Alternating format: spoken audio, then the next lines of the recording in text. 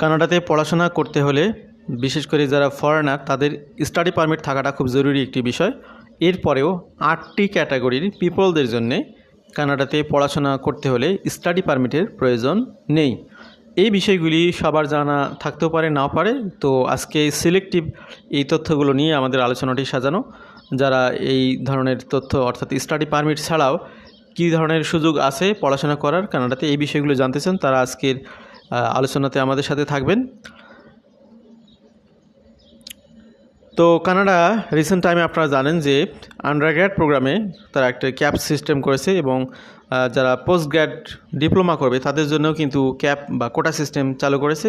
Masters এবং PhD student যারা, সেই সাথে 12 গ্রেড বা 12 গ্রেডের নিচে যে সমস্ত স্টুডেন্ট রয়েছে তাদের জন্যে কানাডাতে কোটা সিস্টেম বা ক্যাপ সিস্টেম থাকতেছে না। তো রিসেন্ট টাইমে আরও